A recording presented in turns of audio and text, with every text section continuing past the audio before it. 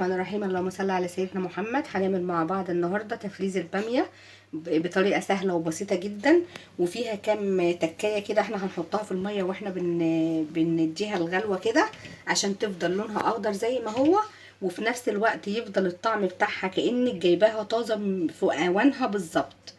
عندنا هنا كام تكايه كده هنعملهم، او كام خطوه هنعملهم مع بعض، ونمشي مع بعض خطوه بخطوه عشان نشوف تدينا نفس النتيجه ونفس اللون الجميل ده. وكمان لما تحطيها في الصلصه هتفضل برضو بنفس الخضار الجميل ده، وطعمها كأنك لسه جايباها طازه في اوانها. جربوها بس كده وادخلوا معايا وشوفوا الطريقه مع بعض. هنقول بسم الله الرحمن الرحيم ونبدأ نشوف الطريقه بتاعتنا واحده واحده كده مع بعض. بسم الله الرحمن الرحيم. اللهم صل على سيدنا محمد. هنخزن مع بعض الباميه، هنفرزها مع بعض. الباميه يا حبايبي هي الباميه الحمراء دي كده بتبقى جميله قوي قوي في التخزين اهي. تنقيها صغيره كده وجميله وتكون طازه. كل ما تكون طازه بيكون طعمها في الطبيخ جميله جدا جدا جدا. واهم حاجه الباميه تغسليها. انا بنغسل الباميه وبعد كده بنسيبها تنشف كده زي ما انتم شايفين، وبعد كده هنقمعها ونشوف مع بعض طريقه تخزينها ازاي. كده حبايب قلبي انا سبتها لما نشفت وقمحتها وسايبه لكم بس كام واحده كده نوريكم كده التقميعه تبقى جميله، عشان كمان شكلها تبقى في الصلصه. شايفين الشكل الجميل ده اهو. واحنا فاتحه بس صغيره كده بس. كده انا قمحت كل الباميه بتاعتي بنفس الطريقه دي كده اهو. كل الباميه دي بتاعتي دي كلها دي 3 كيلو كلهم. بص الباميه الزيرو الصغيره جدا دي بتبقى في الطبيخ مع الصلصه كده طعمها تحفه جميله جدا. وكمان الباميه الحمراء دي بتبقى جميله جدا جدا وفايدتها مفيده جدا جدا جدا، افيد من الباميه اللي هي البيضه الرفيعه دي اللي هي التركي. كده دي الباميه بتاعتي انا قمحتها وطلعت منها اللي هي الشويه الكبار دول، انا هخليهم لوحدهم. دي الباميه الزيرو لما بتحبي تشتريها اللي هي المفرزه، لما تشتريها جاهزه بتكون غاليه جدا. فانا جبت 3 كيلو وعملتهم اهو. هنشوف بقى احنا عندنا كده في كام حاجه بنعملهم بنحطهم في الميه اللي احنا هنحط فيها الباميه، بتخلي لون الباميه اخضر جدا، وفي نفس الوقت بتخليها وهي بعد ما تفرزيها وتيجي تطبخيها كانها طازه، ما بتغيرش الطعم بتاعها. في ناس عندنا بتقول لك لا انا ما بنحبش نجمد الباميه او نفرزها لان طعمها ما بيكونش طازه، او ما بتدينيش نفس النكهه بتاعتها وهي لسه في اوانها يعني. فاحنا هنعمل مع بعض حاجتين كده يخلوا لنا الباميه كانها لسه احنا جايبينها في الاوان بتاعها ان هي طازه، وفي نفس الوقت اللون بتاعها يفضل اخضر. حتى لو انت حاطاه في الصلصه او في التسبيكه بتاعتها بتديكي الخضار بتاعها مش بيتغير. فهنروح مع بعض، انا حاطه ميه بتغلي على النار، هنروح مع بعض ونشوف هنعمل ايه. هنا عندي اهي الميه بتغلي، الميه بتاعتي بتغلي. هنحط بقى فيها مكونين كده، المكونين دول هيخلوها لونها اخضر ونفس الطعم بقى تفضل كأنها طازه كده فريش. اول حاجه عندي السكر، معلقه كده من السكر اهي، ومعلقه الا ربع من الملح الليمون او نص معلقه. ملح الليمون دي الحاجات دي يا حبايبي ماده حافظه، وفي نفس الوقت هي بتحفظ الخضار بتاعنا وبتخلي طعمه كأنه لسه معمول جايبينه طازه يعني في اوانه كده، كأن الباميه في اوانها.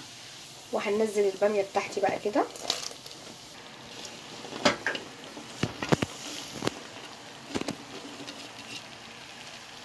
بصوا حبايب قلب الباميه اللي هي نزلت في الميه، مجرد بس ما نزلت في الميه شايفين اللون بتاعها. بصوا من الباميه اللي هي لسه دي بصوا اللون اخضر ازاي وجميل، والباميه اللي هي لسه انا لسه ما لمستش الميه بصوا لونها عامل ازاي اهي. اللي نزلت في الميه شايفين الخضار بتاعها، وغير لسه في كمان انا هنحط عليها حاجه تانية كده هتكون تخليها اخضر وجميله معانا اكتر من كده اهو. هنقلبها. بصوا هو انا ما بنسلقش الباميه، انا بس يا دوب كده تقلب كده بس قلبه اهي. شايفين مجرد ما نزلت في الميه بتاعتنا بس لونها اخضر وبقت جميله ازاي. في كام حاجه كده هنعملهم تحت تفضل محتفظه بالخضار بتاعها. هنمشوا مع بعض كده خطوه بخطوه اهو. هي مجرد بس بصوا تقلب كده بس قلبه واحده كده خلاص، انا هطفي عليها النار واخدها اصفيها ونشوف بقى احنا بعد كده هنعمل ايه. كده هنصفيها كده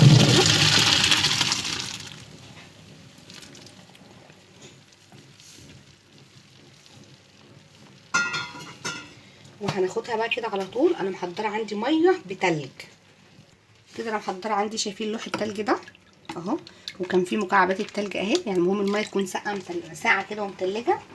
هننزل فيها ما نشطفهاش، انا ما شطفتهاش ولا عملت حاجه، وكده كده انا غسلاها قبل ما نقمعها. الحاجات دي كده كلها بتخلي الباميه معانا جميله وبتخلي لونها اخضر. تسيبوها بقى في الميه التلج دي لحد ما تبرد خالص وتهدى كده. وبعد كده عندي تكايه بقى هتخليها تحفه وجميله جدا جدا جدا.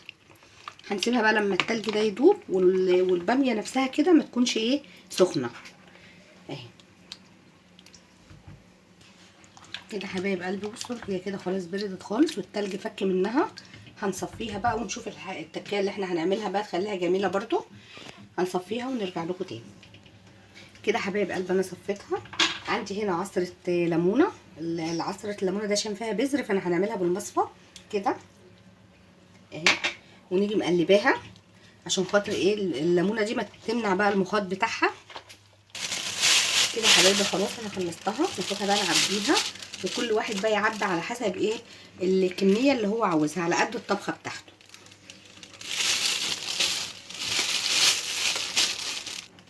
كده حبايبي تفردوهم كده عشان ما تاخدش معاكم مكان. انا عبيتها كده وكده بالشكل ده عشان ما تاخدش معاكم مساحه كده في الفريزر اهي. وتظبطيها كده وتطلعي منها الهواء بالطريقه دي كده. تيجي كده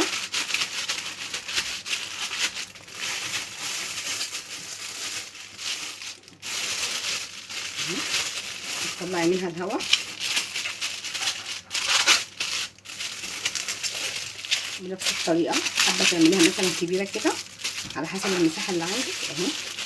حابه تعمليها صغيره مفيش مشكله بنفس الطريقه كده. شايفين لونها جميل جدا وتحفه. وده الكيس الكبير اللي انا كنت عاملاه اهو. دول كده 3 كيلو باميه انا عملتهم. كل واحد بيقسم على حسب الطبخه بتاعته اهي. جميله جدا جربوها بس بطريقتي وهتعجبكم ان شاء الله. ما تنسوش بقى تفعلوا لي الجرس واللي ما اشتركش يا حبايب قلبي يشترك لي عشان يدعم القناه بتاعتي. جربوها كده بطريقتي وبألف هنا ان شاء الله.